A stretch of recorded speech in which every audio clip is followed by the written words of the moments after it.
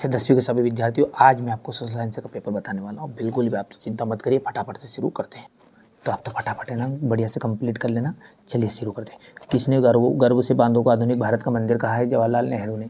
ठीक है, यहाँ से पाइपलाइन परिवहन आ जाएगा, यहाँ से ऑटोबॉन बिस्मार्क। रट दो जल्दी जल्दी, रट मारो जितना आप कर सकते हो, है ना। ये 5वां हो गया है, ये 6ठा है आपका। यहाँ से देखिएगा तो ये हो जाएगा इतना, ये आपका 31 सही विकल्प इंग्लिश मीडियम वाले बच्चों के लिए। तो मध्य प्रदेश राज्य में स्थानीय वनों के अंतर्गत सर्वाधिक क्षेत्र हो गया। एक देश की आर्थिक ताकत विनिर्माण उद्योगों द्वारा विकास द्वारा मापा जाता है। विनिर्माण आंध्र प्रदेश में जाएगा अल्लूरी सीताराम राजू, और अमेरिका आ जाएगा इसका। ठीक है भैया, चलिए आगे बढ़ते हैं। और अगला क्या है आपका, यहाँ से श्रीलंका आ जाएगा। भारत में महिलाओं की साक्षरता दर पुरुषों की तुलना में कम है, ये यहाँ से देख सकते हैं आप। तो ये कांडला का आ जाएगा गुजरात। इटली का मंत्री प्रमुख काउर। रोलेट एक्ट का जाएगा 1919। वेद सरकार का जाएगा कानूनी रूप से लोगों द्वारा चुनी गई सरकार। 2 या 2 से अधिक दलों के बीच सत्ता की साझेदारी का जाएगा गठबंधन सरकार। और बहुराष्ट्रीय कंपनियों में किया गया निवेश विदेशी निवेश कहलाता है। एक वाक्य में उत्तर। जिन उद्योगों के उत्पादन या कच्चे माल पर दूसरे उद्योग निर्भर करते रहते हैं क्या कहलाते हैं? ठीक है, जिन उद्योगों के उत्पादन और कच्चे माल पर दूसरे उद्योग, यानी कि एक उद्योग के ऊपर दूसरा उद्योग कहेंगे तो वो जो पहला उद्योग है वो कहलाएगा आधारभूत उद्योग। ठीक है, यातायात का सबसे महंगा साधन कौन सा है? वायु परिवहन।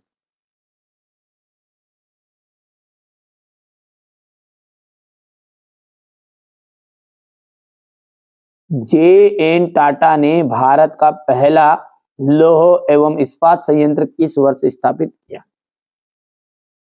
1912 में।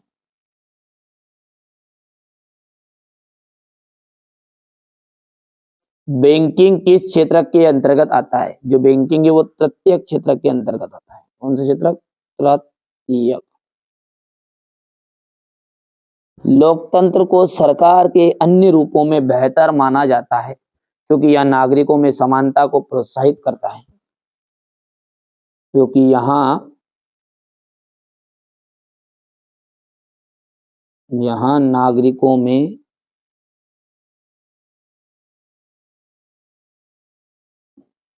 समानता को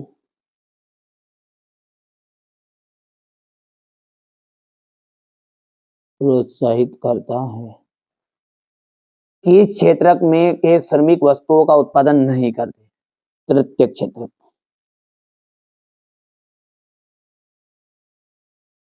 ठीक है भैया, अब यहाँ से देखिए क्वेश्चन नंबर ये 4 है, बढ़िया से कंप्लीट करना है आपको। मेहनत करनी है, अच्छे से रंग लाए, सफलताएं शोर मचाए। ऐसी मेहनत करो कि बिल्कुल अब की बार 90 पार, बिल्कुल बढ़िया से। साइमन कमीशन के जो सभी सदस्य भारतीय थे क्या? नहीं, एक भी सदस्य भारतीय नहीं था, उसमें सारे के सारे अंग्रेज थे। कपास का मूल स्थान भारत ही माना जाता है, सत्य है। 18वीं सदी के महिम कपड़े अंतर्राष्ट्रीय बाजार पर भारत का दबदबा था, बिल्कुल राइट बात है, ये सत्य है। शिक्षा वन मजदूर संघ समवर्ती सूची के अंतर्गत आते हैं, ये भी राइट बात है आपकी। वहां राष्ट्र जो सभी धर्मों को समान महत्व देता है उसे धर्मनिरपेक्ष राष्ट्र से कहते हैं, तो ये बात भी बिल्कुल सत्य है आपकी। और ये अंतिम जो है विकास करते हैं सभी लोगों का के लिए एक ही होता है, नहीं अलग अलग होता है ना। ये देखिए, ठीक है, यहां से देखिएगा, यहां से क्वेश्चन नंबर 5 है ये। 3 राज्यों के नाम बताइए जहां काली मृदा पाई जाती है। इस पर मुख्य रूप से कौन सी फसल उगाई जाती है? संसाधन से आप क्या समझते हैं? मृदा संरक्षण क्या है?